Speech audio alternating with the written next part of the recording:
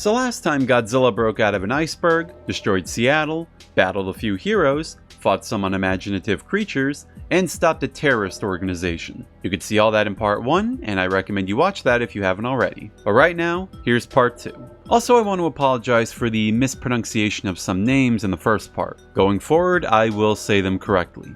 Issue 6 begins with Godzilla finding a cave to rest in, which is pretty adorable.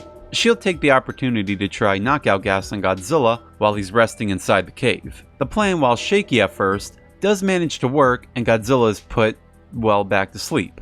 S.H.I.E.L.D. then managed to load him in an enormous mobile carrier called Behemoth, which must be pretty big if it's able to load a creature bigger than the Golden Gate Bridge inside it. Speaking of height measurements, this Godzilla doesn't have any. Or I should be saying is that it is impossible to get an accurate height measurement on this Godzilla, because he's always changing sizes. And yes, I know there will be a point in the story where he's actually changing his height, but as a whole, there is no definitive scale for this Godzilla, because the artist didn't really chart what this Godzilla's height should be at to keep it consistent. Anyway, the characters take Godzilla away and lock him up in some really big cage, which is said to be indestructible. What they plan to do with Godzilla, I really don't know. In fact, the characters don't even know what they want to do with him, saying that they're just gonna wait to see what Dr. Takaguchi's weapon is. Elsewhere at Stark International, Dr. Takaguchi is finishing up his creation, on his way to his invention for inspection. But inside the hangar where his project lies, a small figure is seen lurking around. It turns out to be Dr. Takaguchi's grandson, Robert. Now, I haven't brought it up yet, but Robert has been appearing here and there throughout some of the past issues, thinking to himself how he wants to try and save Godzilla, believing him to be a misunderstood creature. Doug Munch admits that Robert was created as a character to help relate himself to the kids reading the comic. After all, Doug did push this story to be more kid-friendly, so why not get a kid character in there to relate to? And thankfully he doesn't come off like the annoying kids you normally see in a Gamera film. At least not to an extent anyway. While Rob may not have much of a personality, in fact his character is a bit one-note, he does at least push himself to take action, as we'll see here in a moment. Also, while on topic here, Rob's name actually came from a friend Munch knew. Just thought I'd throw that in there. Back with S.H.I.E.L.D., Godzilla has now awakened and is pretty angry, continuing his rampage into issue 7. And with no surprise, Godzilla breaks effortlessly out of the cage, and I mean, did anyone not see that coming? In fact, did no one have a backup plan in case anything like this were to happen? I guess not. Things get worse for everyone once they realize Godzilla's heading towards a field of nuclear warheads that are said to be targeting enemy locations. And if Godzilla somehow triggers one, World War III will be starting. I wonder who they were targeting. Meanwhile, back at Stark International, Dr. Takaguchi's creation, which is a big robot, begins walking uncontrollably throughout the facility. It turns out that Rob is inside the machine, but has fainted, and can't stop the robot from walking. Jimmy Woo does his one and only useful thing in this whole story, by getting into the machine and saving Rob. News then gets to them about Godzilla nearing the missiles. With not much of a choice, the robot has to be deployed. Now, strap yourselves in for this one everyone, because I got a rant coming up. So the characters plan to send the machine out to battle Godzilla. Jimmy Woo offers to pilot the mech but can't seem to get it to move. You see, the machine has a helmet that lets its users pilot it with thoughts. And get this, as it turns out, the machine's cybernetic control helmet locked Rob's brain pattern into it. So now only Rob can pilot it.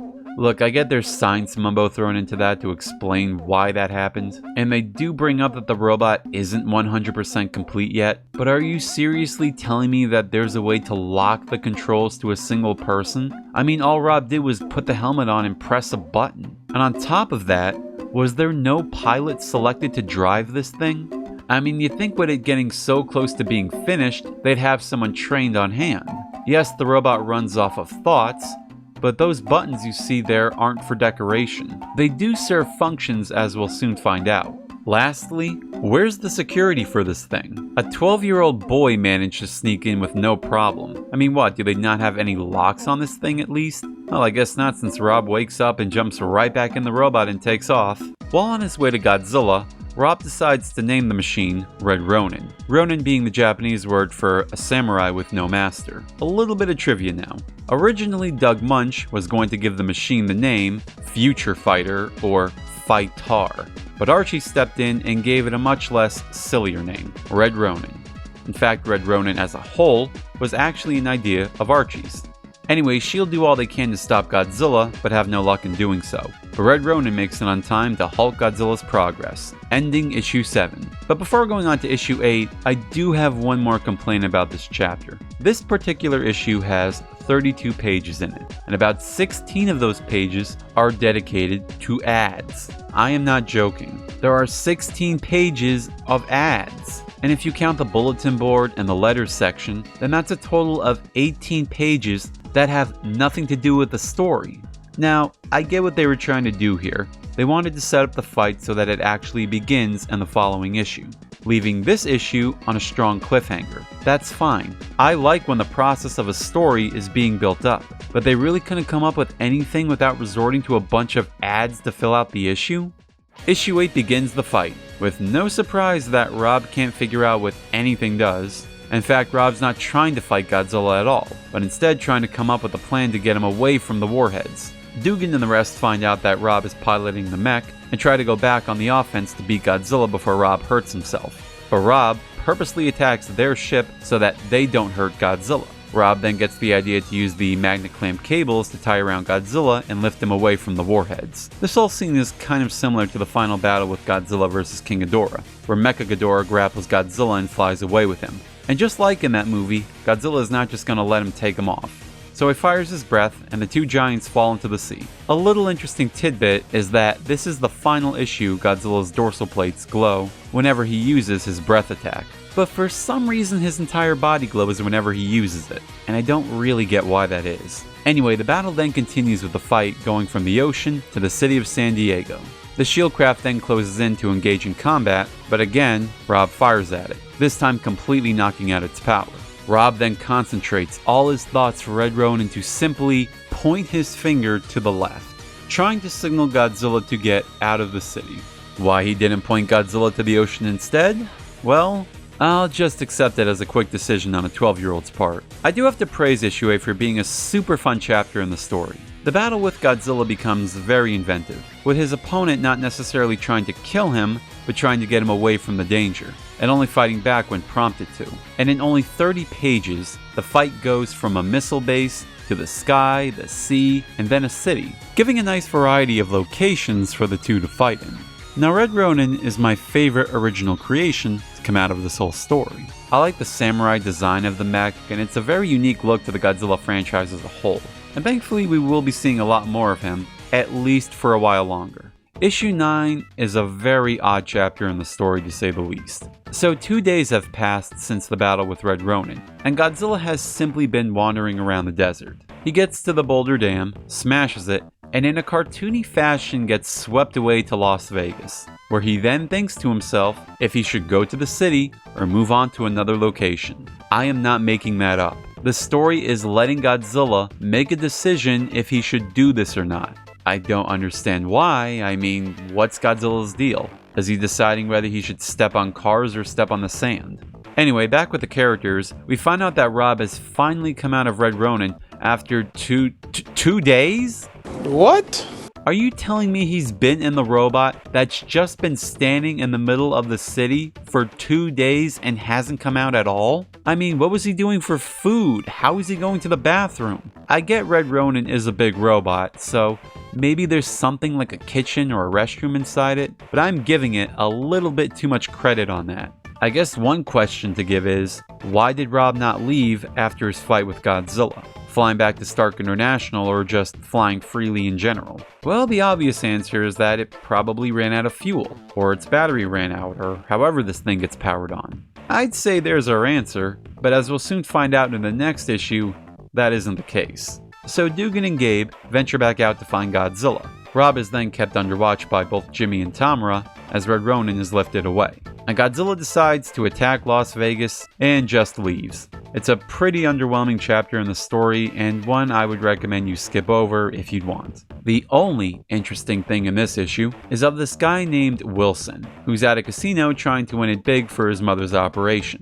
He spends all of his money gambling, but becomes a winner when spending his last dime he had left to play one more game. He's on a winning streak too, up until Godzilla arrives, and pretty much ruins that. He's then on the phone with his wife, telling her he lost all his money, but for the good cause of trying to win it for his mom's operation. That's when we find out that his mother has died 3 years ago, and that Wilson has been playing for pretty much nothing. He then walks away from the ruined city that was once Las Vegas. I don't know, this whole thing is like something out of the Twilight Zone. I kinda like it. Issue 10 has the characters on Godzilla's tail, when, out of nowhere, S.H.I.E.L.D. is attacked by a giant Yeti creature called Yetragar, a Sasquatch-like monster that was once frozen in time, but manages to escape his icy time capsule and expose himself to nuclear radiation. Of course, with this being a big action monster adventure, radiation does anything but kill those exposed to it. Quite the opposite, as it makes Yetragar just as big as Godzilla. The background on this thing is a little confusing. We obviously see that there's only one Yetragar, but in the next issue we find out that this creature is apparently only one of many shaggy men, as Rob puts it, that live in the mountains of Japan. If that background is true, then it's never really stated as to how this thing managed to come from overseas, and has never been spotted by anyone till now. Especially in this issue when the narration says that it's been wandering around for 3 months. Anyway, Yetragar manages to sneak attack Godzilla, and the two begin battling in a large ravine. Elsewhere, Jimmy and Tamara do anything but keep an eye on Rob, to which he escapes their sight, and manages to get back inside Red Ronin and fly off. Also, while bringing them up, I should talk about both Jimmy and Tamara here, since I don't think I'll be talking about them again. When I mentioned before that Jimmy Woo does his one and only useful thing to save Rob from inside Red Ronin, I really meant that. As from here on out, he's pretty much a useless character that will serve nothing more to the story. In fact, the only thing he does for the rest of the story is try and mend his relationship with Tamara. A relationship that just comes literally out of nowhere. I feel I shouldn't even use the term forced romance here, because it doesn't even feel like that. This whole interest in her just happens. And there's no build up to it, nor is there any real chemistry with these two. And forgive me for sounding a liberal on this one, but I feel Doug Munch only wrote these two together simply because they're Asian. I don't really have anything to say about Tamara as a whole. She's pretty much just a background character, and only exists at being a sister figure to Rob, if a very lousy one at that, and to be a reward for Jimmy Woo. Anyway, Red Ronin makes it into the middle of the battle, which proceeds on to issue 11. It starts off pretty interesting with the three giants fighting battle royale style. Rob also sees Yetragar as an innocent creature that shouldn't be killed, but once the fight starts getting too intense for the young man, Rob makes a last minute decision to kill off Yetragar by burying him, and sparing Godzilla. Wow, way to pick favorites. Godzilla then walks off, and Rob, feeling guilty about what he did, just flies away in sadness. Oh, and there's also these people who were caught up in the middle of the fight, but they're all okay. It's also worth noting that this will be the final issue that Archie Goodwin would be the editor for the story. Going forward, that role would be jumped on by a number of people, but I can't help but feel that losing him definitely took an impact on the story. He always took things very serious with Godzilla, no matter what wacky things Doug Munch wrote around him. And as wacky as the story already is, it's about to take even more crazier approaches. Like in issue 12 when Godzilla gets lifted away from Earth by a race of aliens, making this the second time he's been dragged off into space, which I'm surprised hasn't happened more often. Godzilla gets dropped off at an unknown planet and forced to battle this thing called the Beta Beast, which has such a wacky design I don't even know how to describe it. The two seem to be equal in strength, but Godzilla gets the upper hand and wipes it out. A dome then pops up from the ground with a small group of aliens called the Betons, or Betons, however this is pronounced. Godzilla gets set to attack it, but the Betons freeze him with some sort of ray and proceed to tell them what kind of situation they're in. Apparently they're at war with this other race of aliens called Megans, whichever they're called. Apparently these two races have been at war for centuries, at least in Earth time, whatever that means. Both sides not just use heavy artillery, but also use monsters and dinosaurs they capture from other planets to take part in their war. In fact, it's said they've taken so many creatures that they've eliminated any chance of potential life on many worlds. So now they have Godzilla, who they have taken because they consider him to be the strongest creature on Earth. Which I don't know how I feel considering we are in the Marvel world, which I'm willing to accept that there are probably stronger beings than Godzilla here. You guys can probably confirm that, I definitely don't have the answer. Anyway, the Megans are sending their three strongest creatures called the Mega Monsters to Earth, apparently ahead of time than what the Betons thought, and it's said that the three are targeting the strongest entities on Earth. Well, it looks like I will get my answer. Godzilla is said to be one of those entities and is immediately teleported back to Earth. It's funny that we never do find out if he even understood what they were saying. Back on Earth, Red Ronin is flying around and just happens to be in the exact spot Godzilla was teleported from. To add more convenience, Godzilla is now transported back, but this time along with his foe called Triax. We then find out that these space creatures have cybernetic advancements to their bodies. Triax here can lift himself off the ground and perform a series of hit and runs with his massive body.